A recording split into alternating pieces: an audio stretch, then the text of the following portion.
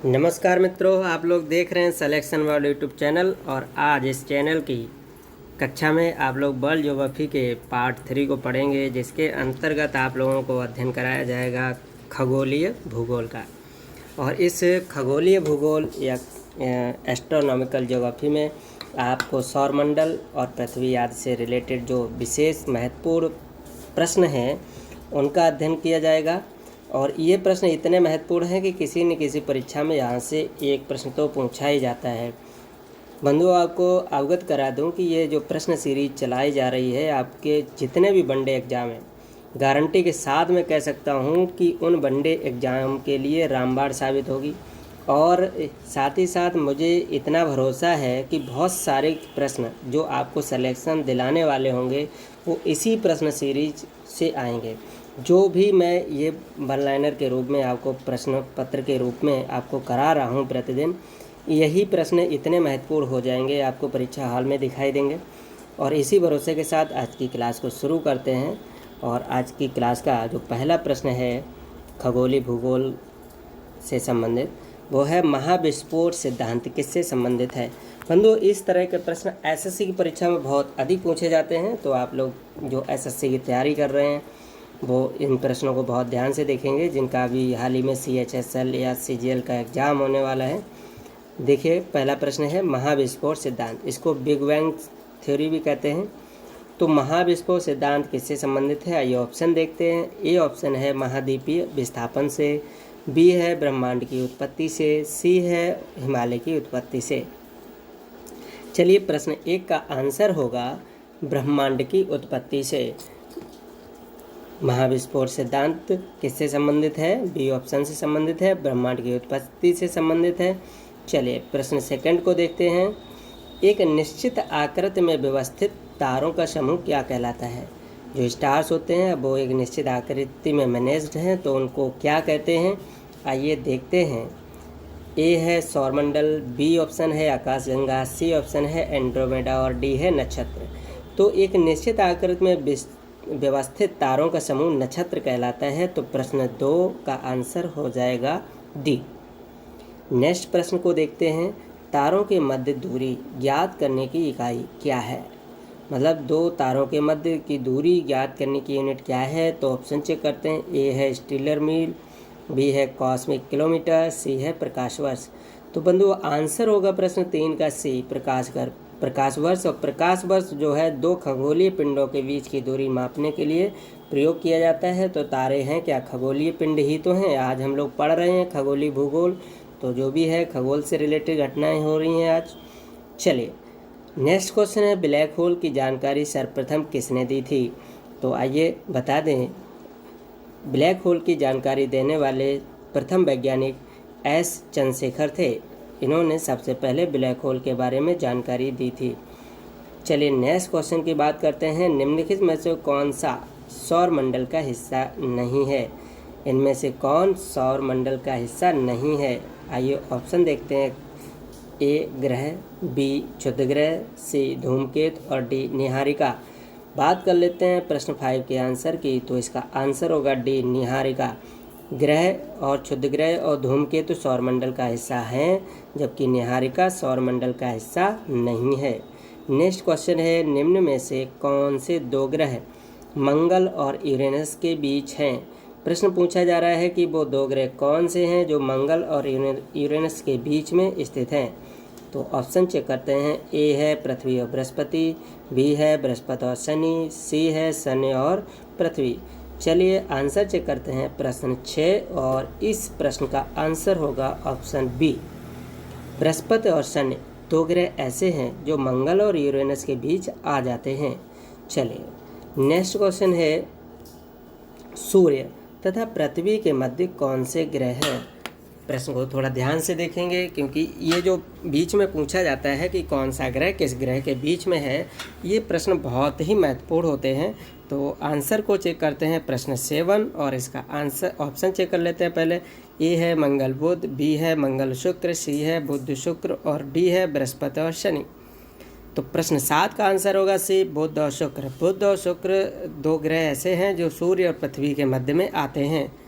चलिए, next question है। सूर्य ग्रहण कब होता है। प्रश्न 8, और सूर्य ग्रहण कब होता है, इसका आंसर देना है। तो ए है केवल पूर्णिमा को, बी है केवल अमावस्या को, और सी कहता है ए और बी दोनों ही सही हैं।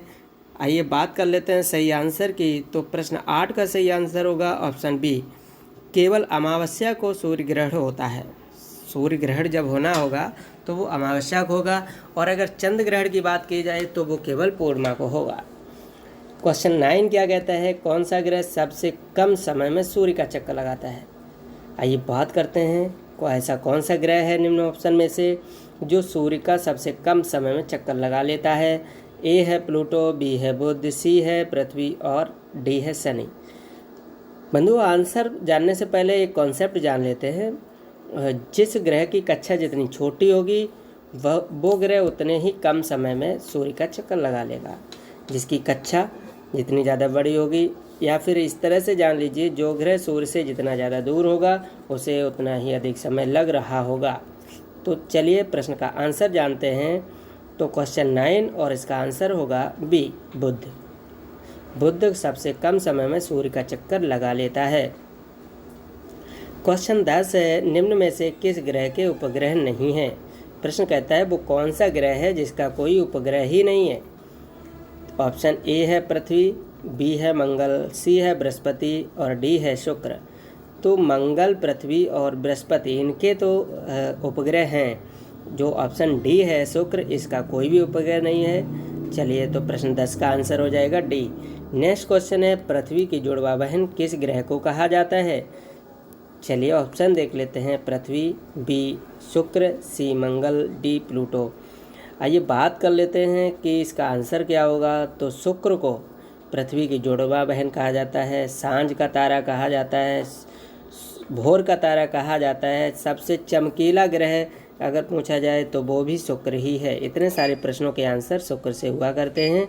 तो जुड़वा बहन शुक्र है, भोर का तारा शुक्र है, सांझ का तारा शुक्र है, चमकीला ग्रह शुक्र है। तो ये सभी आंसर याद रखेंगे, और शुक्र का कोई उपग्रह भी नहीं है, ये भी याद कर लेंगे इसी के साथ ही। नेक्स्ट क्वेश्चन है, कौन सा तत्व भूप्रपटि पर सर्वाधिक पाया जाता है। वो कौन सा एलिमेंट है निम्न में से जो भूप्रपटि पर सर्वाधिक मात्रा में पाया जाता है। तो चलिए ऑप्शन देखते हैं। ए है ऑक्सीजन, बी है एल्युमिनियम, सी है लोहा, डी सिलिकॉन। आंसर चेक कर लेते हैं। प्रश्न 12 का आंसर होगा ए, ऑक्सीजन। ऑक्सीजन भूप्रपटि पर पाया जाने वाला सर्वाधिक मात्रा में पाया जाने वाला तत्व है। दोस्तों, चैनल को सब्सक्राइब अवश्य कर लीजिएगा, क्योंकि प्रतिदिन महत्वपूर्ण वीडियो आ रही हैं। अगर आपको नोटिफिकेशन 1 घंटा लेट मिलता है तो आप अन्य लोगों से 1 घंटा पिछड़ जाते हो। इस बात को ध्यान रखिए, क्योंकि हम लोग भीड़ में हैं, और भीड़ से आगे निकलने के लिए जो जितनी ज़्यादा तेज़ दौड़ेगा वो उतनी जल्दी भीड़ से अलग होकर एक सरकारी नौकरी की तरफ बढ़ जाएगा। क्योंकि भीड़ बेरोजगारों की है, हमको पानी एक नौकरी है। तो आज तेज़ी से दौड़ना होगा, तभी हम आगे निकलकर एक सीट को रिजर्व कर सकते हैं अपने लिए, अपने उन लोगों के लिए जिनके लिए हमने सारे सपने देखे हैं, उन लोगों के उम्मीदों के लिए जो हमें हर पल उम्मीद की नज़र से देखते हैं। तो इसलिए पूरी ईमानदारी के साथ जुट जाइए। अच्छा मौसम आ गया है, और आप लोग लॉकडाउन को नेगेटिव ले रहे हैं। ये लॉकडाउन अध्ययन की दृष्टि के सबसे पॉजिटिव है, क्योंकि न किसी से मिलने जाना है, न किसी इससे कोई बात करनी है। सब सीधा सीधा इसी तरह से घर में पड़े हुए हैं। तो आराम से आप लोग अध्ययन पर फोकस कर सकते हैं, क्योंकि सबसे ज़्यादा यही टेस्टी, मज़ेदार और आनंददायी होने वाला है। अगर आपका सिलेक्शन लॉकडाउन के तुरंत बाद किसी वैकेंसी में होता है तो कोरोना को हराने की सबसे बड़ी जंग आपकी यही होगी, और आपकी सबसे बड़ी जीत भी यही होगी कि आप तुरंत सरकारी नौकरी एक पा लिए हैं। तो इसलिए मैं भी दिन रात प्रयासशील हूँ आप लोगों के लिए, रोज़ अच्छे अच्छे प्रश्नों का कलेक्शन करके आप लोगों को यूट्यूब के माध्यम से पहुँचा रहा हूँ। इसलिए बंधुओं, चैनल को ज़रूर सब्सक्राइब कर लीजिए, घंटी वाला बटन भी दबा लीजिए, और शेयर भी करते रहिए, जिससे आपके दोस्तों को अभी फ़ायदा होता रहे, वो भी आपको आगे बढ़ाने के लिए बार बार प्रश्नों को पूछते रहें। क्योंकि जब आपके प्रश्न सभी के पास होते हैं तभी वो आपको पूछ भी सकते हैं। अगर आप अकेले अकेले करने की आदत डाले हैं तो यह पशु प्रवृत्ति है कि आप ही आप चरे। मैथिली शरण गुप्त ने कहा है कि यह पशु प्रवृत्ति है कि आप ही आप चरे। मनुष्यता का गुण है कि सबको बांटे, चलिए अगला प्रश्न देखते हैं। प्रश्न 13, सबसे भारी ग्रह कौन सा है? ऑप्शन ए है बृहस्पति, ऑप्शन बी है शुक्र, ऑप्शन सी है प्लूटो और ऑप्शन डी है शनि। बात कर लेते हैं इसके आंसर की, तो ये भी ऑप्शन सी आंसर होगा, सॉरी ऑप्शन बी आंसर होगा इसका भी। शुक्र सबसे भारी ग्रह है, प्लूटो नहीं है।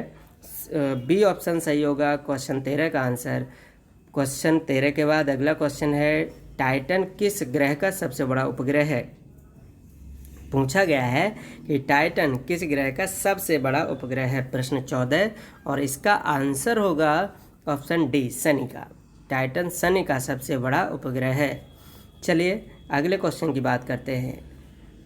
प्रश्न 15, अपने परिक्रमा पथ पर पृथ्वी लगभग किस माध्य वेग से सूर्य का चक्कर लगाती है? प्रश्न कह रहा है कि जब पृथ्वी चक्कर लगा रही होती है सूर्य का, तो इससे औसत समय, औसत वेग, इसकी औसत गति क्या रहती है? तो इसकी औसत गति पूछी गई है। तो आइए आंसर देख लेते हैं इस प्रश्न का। ऑप्शन को चेक करने के साथ ही ए है 20 किलोमीटर प्रति सेकंड, बी है 30 किलोमीटर प्रति सेकंड, सी है 40 किलोमीटर प्रति सेकंड और डी कहता है इनमें से कोई नहीं या इससे अधिक। तो आइए आंसर देखते हैं प्रश्न 15 और इसका आंसर होगा बी 30 किलोमीटर प्रति सेकंड। पृथ्वी अपने परिक्रमा पथ में लगभग जो है माध्य वेग इसका 30 किलोमीटर प्रति सेकंड रहता है। चलिए नेक्स्ट क्वेश्चन है, कौन सी गैस मंगल ग्रह के वायुमंडल में मुख्यतः उपस्थित है? ऑप्शन ए कहता है ऑर्गन, ऑप्शन बी कहता है ऑक्सीजन, ऑप्शन सी कहता है कार्बन डाइऑक्साइड, ऑप्शन डी कह रहा है कि नाइट्रोजन। प्रश्न 16 के आंसर को जान लेते हैं। इसका आंसर होगा सी कार्बन डाइऑक्साइड। मंगल ग्रह के वायुमंडल में कार्बन डाइऑक्साइड सर्वाधिक मात्रा में उपस्थित है। चलिए क्वेश्चन 17 और क्वेश्चन 17 कहता है कि जब किसी वस्तु को पृथ्वी से चंद्रमा पर ले जाया जाता है तो यहाँ पर पूछा गया उसके भार में क्या परिवर्तन आता है। तो देखते हैं उसके भार में परिवर्तन क्या आता है। ए ऑप्शन कह रहा है उसका भार बढ़ जाता है, बी कह रहा है उसका भार घट जाता है, सी कह रहा है भार में कोई परिवर्तन नहीं होता, डी कह रहा है कि वो वस्तु भारहीन हो जाती है, मतलब भार ही खत्म हो जाता है उसका। चलिए प्रश्न 17 के आंसर को जान लेते हैं। इसका आंसर होगा बी, उसका भार घट जाता है। जब किसी वस्तु को पृथ्वी से चंद्रमा पर ले जाया जाता है तो उसका भार घट जाता है, क्योंकि भार घटने का कारण है वहाँ पर गुरुत्वाकर्षण बल में आई हुई कमी। नेक्स्ट क्वेश्चन है 18 और इसमें पूछा गया है सौर मंडल में क्षुद्र ग्रह, क्षुद्र ग्रह को इंग्लिश में एस्टेरॉयड कहते हैं। सौर मंडल में क्षुद्र ग्रह छोटे खगोलीय पिंड हैं। ये आप पहले अफर्मेशन किया गया आपका कि क्षुद्र ग्रह क्या हैं? खगोलीय पिंड हैं छोटे छोटे। ये किन ग्रहों के मध्य पाए जाते हैं? प्रश्न ये है, क्षुद्र ग्रह किन ग्रहों के बीच पाए जाते हैं? प्रश्न ये है। आइए आंसर देखते हैं। ए ऑप्शन कहता है बुध और शुक्र ग्रहों के बीच, बी कहता है मंगल और बृहस्पति के बीच, सी कहता है बृहस्पति और शनि के बीच और डी कहता है वरुण और शनि के बीच। आइए आंसर देखते हैं। प्रश्न 18 बहुत ही महत्वपूर्ण है। इस तरह के प्रश्न परीक्षा की दृष्टि के लिए विशेष वैल्यू रखते हैं, तो आप लोग इसको बहुत ही ध्यान से देख लेंगे। प्रश्न 18 का आंसर होगा बी, मंगल और बृहस्पति के बीच एस्टेरॉयड पाए जाते हैं। क्षुद्र ग्रह मंगल और बृहस्पति के बीच पाए जाते हैं। नेक्स्ट क्वेश्चन है कि निम्न में से किस विकल्प में हाइड्रोजन, हीलियम तथा मीथेन प्रमुख रूप से पाई जाती है? नीचे तीन ग्रहों के जो विकल्प दिए गए हैं, जोड़े दिए गए हैं, उनमें पूछा गया है कौन सा जोड़ा ठीक रहेगा कि वो बताए कि हाइड्रोजन, हीलियम और मीथेन उस जोड़े के सभी ग्रहों पर सर्वाधिक मात्रा में हो। चलिए ऑप्शन देखते हैं। ए है यूरेनस, नेपच्यून, प्लूटो और बी है बृहस्पति, शनि, मंगल, सी है यूरेनस, नेपच्यून और शुक्र, डी है मंगल और शुक्र। बंधुओं ये प्रश्न परीक्षा की दृष्टि से विशेष वैल्यू रखता है, क्योंकि इसमें 3 ग्रह और तीनों गैस को आधार बनाते हुए एक सर्वोच्च जोड़े की तरफ इशारा करते हुए प्रश्न पूछा गया है। चलिए आंसर जान लेते हैं। क्वेश्चन 19 और इसका आंसर होगा बी, बृहस्पति, शनि और मंगल। प्रश्न 19 का आंसर होगा बी, बृहस्पति, शनि और मंगल। आइए बात कर लेते हैं आज के लास्ट प्रश्न की, और लास्ट प्रश्न है इंटरनेशनल एस्ट्रोनॉमिकल यूनियन द्वारा वर्ष 2006 में दी गई एक नई परिभाषा के अनुसार निम्न में से कौन ग्रहों की श्रेणी से बाहर हो गया है? प्रश्न कह रहा है कि इंटरनेशनल एस्ट्रोनॉमिकल यूनियन द्वारा जो 2006 में एक परिभाषा दी गई ग्रहों के बारे में, और उसके आधार पर कौन ऐसा ग्रह है जो ग्रहों की श्रेणी से बाहर कर दिया गया या सौर मंडल से जिसे बाहर का रास्ता दिखा दिया गया है। तो ऑप्शन ए है यूरेनस, बी है नेपच्यून, सी है जुपिटर और डी है प्लूटो। आइए बात करते हैं आंसर की। तो इस प्रश्न का आंसर होगा डी, प्लूटो। प्लूटो को यम कहते हैं। वर्ष 2006 से यम को सौर मंडल से बाहर कर दिया गया है। तो ईयर भी याद रखेंगे और किसने बाहर किया गया है, तो आप यहाँ पर इसको भी याद रखेंगे, क्या, इंटरनेशनल एस्ट्रोनॉमिकल यूनियन, ठीक है, IAU। चलिए आज की क्लास को यहीं समाप्त करते हैं। 20 प्रश्न आज भी पूरे हो चुके हैं। बल ज्योग्राफी से संबंधित बहुत ज़्यादा प्रश्नों की श्रृंखला नहीं होगी, थोड़े से प्रश्न होंगे और वो परीक्षा की दृष्टि से इतने महत्वपूर्ण होंगे कि उन्हीं में से कोई न कोई प्रश्न आपको अपने वनडे एग्जाम में देखने को मिलेगा। बंधुओं, इसीलिए चैनल पर बने रहिए, बिना किसी डर के, बिना किसी भय के। आपकी तैयारी बिल्कुल पूरी होने वाली है। इसी तरह आपको थोड़ा थोड़ा पढ़ते हुए तो लगातार रिवीजन के रूप में भी वीडियो को देखते रहें। जो पिछले वीडियो जो नहीं देखे हैं लोगों ने, वो वीडियो अगर देखना चाहते हैं तो प्लेलिस्ट या ऊपर आए हुए आई बटन पर क्लिक करके आप लोग ऐसे वीडियो को देख लेंगे, जिससे कि आपकी पीछे की जो वीडियो छूट गई हैं उन पर भी आप अपना अध्ययन कंप्लीट कर सकते हैं। चलिए आज की क्लास को समाप्त करते हैं। जय हिंद साथियों।